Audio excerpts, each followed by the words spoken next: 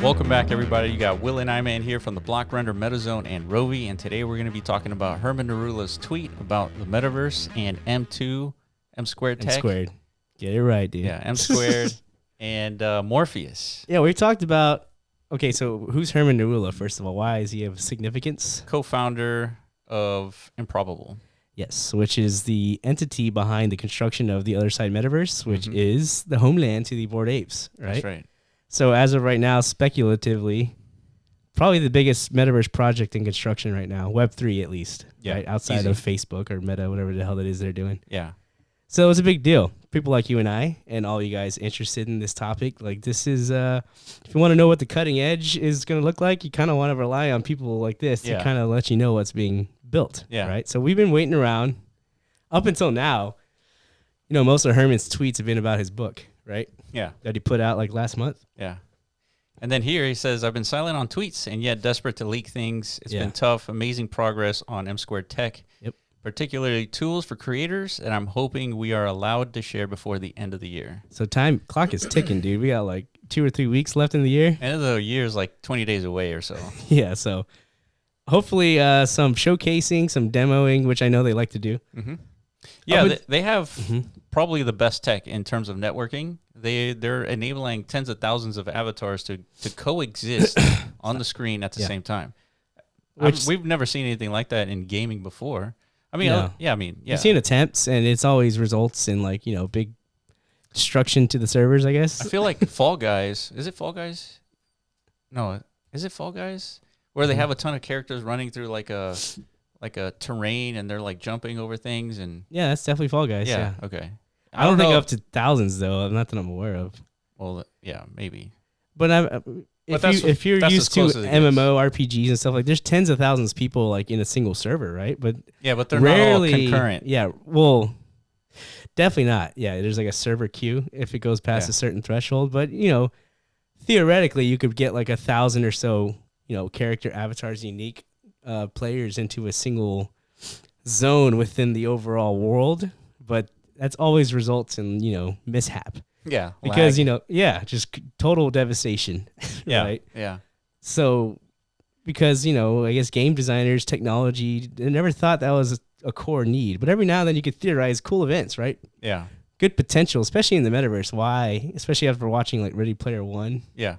You know, big battlefield events, worldwide digital wars, or big concerts, big who knows, religious ceremonies. Maybe somebody will get married in the metaverse who's like super famous. They want to have tens of thousands of spectators. Yeah, millions, yeah. Like a royal wedding type shit. Yeah.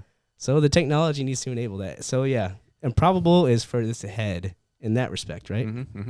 But as you and I know, there's a lot more. The metaverse needs a lot more than just, you know, having a bunch of concurrent, you know, active players together. Yeah, they need something to do. Something to do. Yeah. They need economic infrastructure. Yes. We need what else do we need? Just tools for content generation and you know, sustainable in a sustainable manner, so it's not just, you know, builders. Yeah. Because builder tools don't produce the most optimal and engaging experiences, right? As we've seen. That's why developer tools are that much more important. Yeah. So, having said all that, whenever M squared first entered our radar, we read like their initial, not full-blown theses, but they put out little blurbs here and there of what it is their mission is. Yeah. And it was shockingly close to what you and I have believed to be core tenets to the future of the metaverse, right? Yeah. Such as a internet that is multiplayer. Okay. Yeah. You mean like a metaverse internet, right? Like an experience that's for sure. Well, think of a 3D version of the internet where it's multiplayer, right? Yeah. That's a key tenet to something that's sustainable for a 3D world. Absolutely. What else? So, I guess the concurrent users, right? It's functionality. That's going to be important.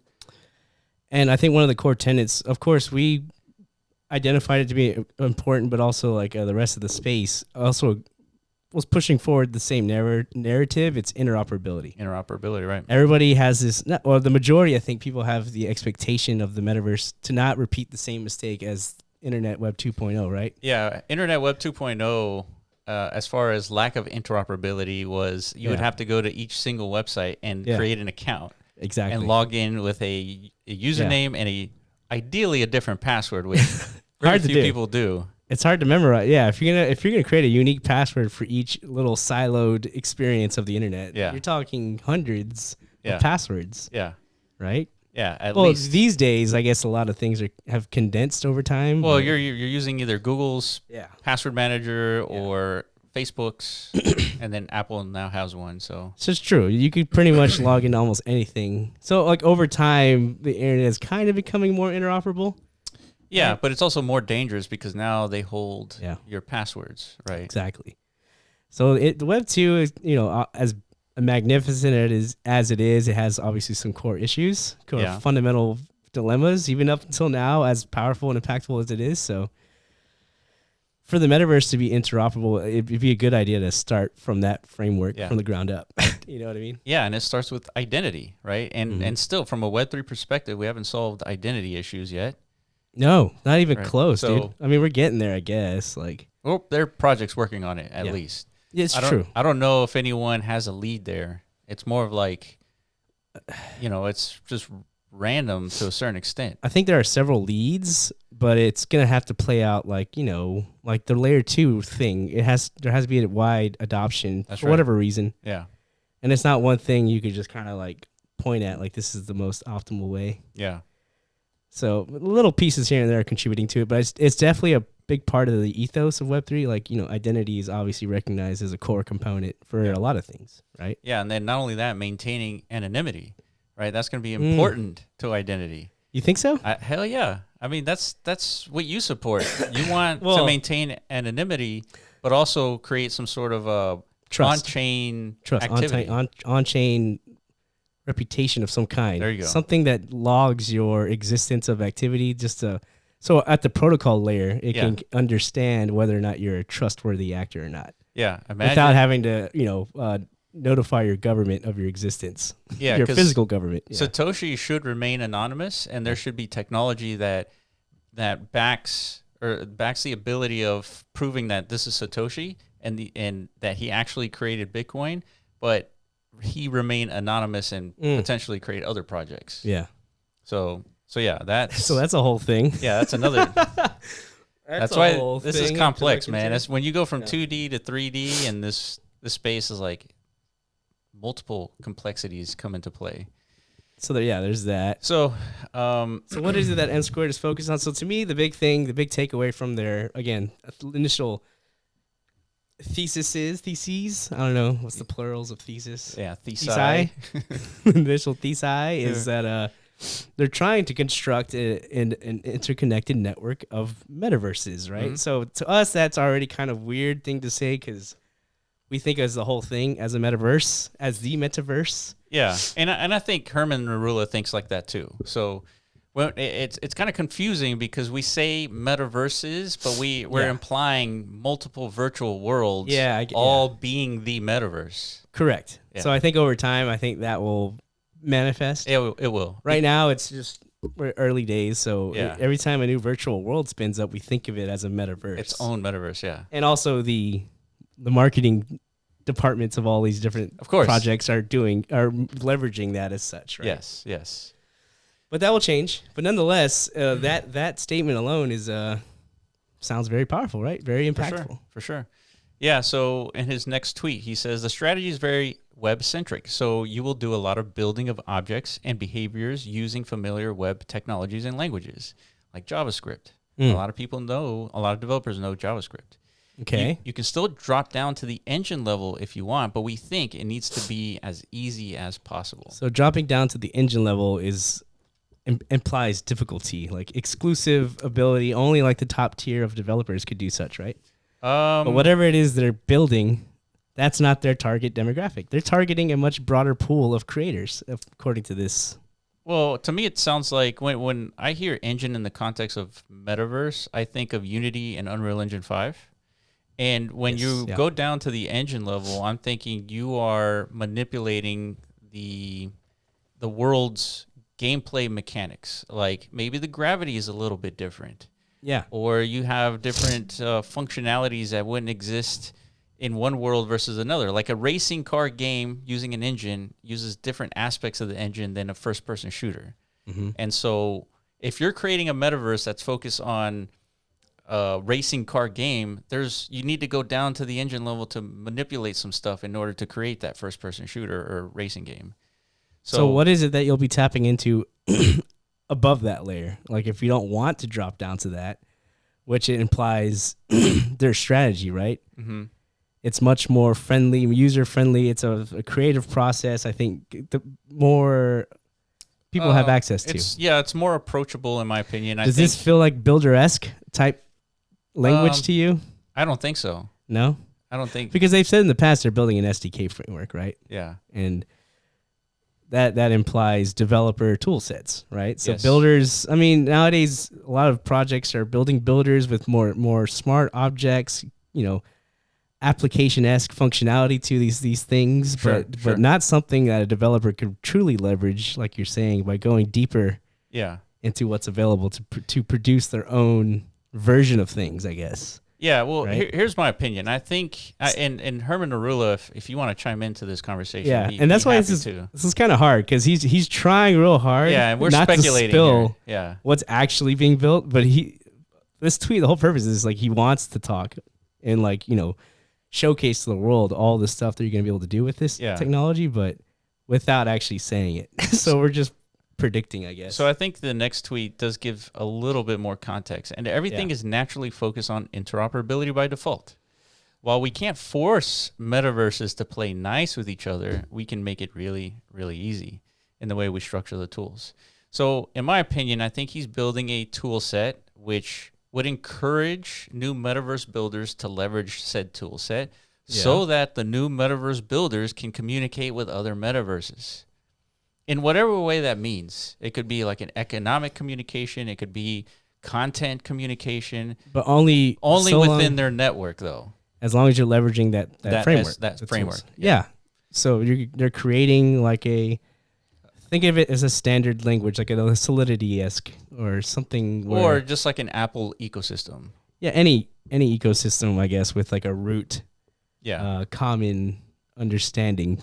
I guess another example would be like an operating system, like Windows. Like you can have people contribute to the Windows ecosystem by creating apps. And every Windows computer out there can run those apps. Yep.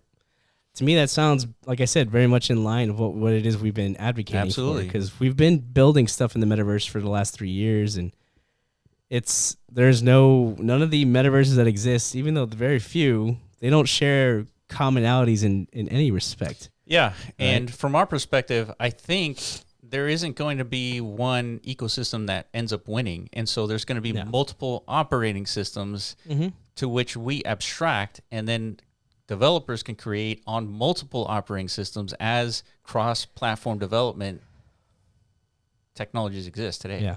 Right? Yeah. And so that's the difference. That's what I was talking about. Is like there's differences in how different projects approach interoperability. Everyone says interoperability, but the definition of interoperability is completely different for everybody. That's a problem, right? Interoperability, by its definition, is supposed to be, the same for everybody, but it's not. And it's because we're so early.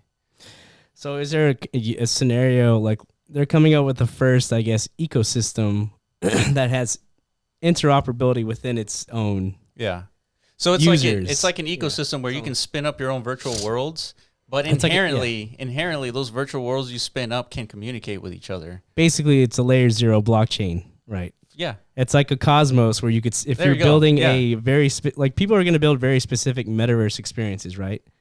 Now, right now, the metaverse that exists with an SDK framework, like a Decentraland, is very generalized, right? Yeah. They're trying to cover the whole spectrum of possibility. You want to create games, you want to create social experiences, you want to create XYZ. Mm-hmm. The SDK enables that, and it's very broad in its interpretation. What is this metaverse for, right? But in the future, just like a blockchain, right? Generalized blockchains, you want to create functions into smart contracts. It can apply from financials all the way to NFTs. Yeah. But as we're learning, you could create these things called application-specific blockchains, right? Yeah. which might be the most logical way to create like a scalable environment for the whole ecosystem, right? So the metaverse is kind of panning out in that direction, right? If you want to leverage tool sets and common understandings from the layer 0 platform, which in this case sounds like M squared, you're going to imagine like a huge spectrum of just specific like metaverse or specified metaverses, I guess. Yes. Yeah. Stemming from it. Yeah. I see a lot of what I'm speculating here, of course. That's why we got this guy out, by the way. Yeah. Wait. Yeah, this is the they don't know meme, right? Yeah. So we're going to bring him out every time we're talking about a topic that most people just don't know about, I guess. Yeah. we got 3 others here. We're thinking about when to like bring them out, but this is definitely a they don't know moment, right? Yeah. Like most people don't know what it is that's going to make the metaverse. Yeah, and why people are predicting $1 trillion industry. Yeah, they don't know, but Herman knows, and M squared know. Yeah, that's right. And we know. Yeah. So here we go. They don't know. So a few months ago, Decentraland made an announcement, July 28th, about a new Decentraland SDK on the horizon, the SDK Manifesto. Which we loved. Yes. And in here, they're talking about, it's like, hey, guys, we have been building a metaverse for a long time now.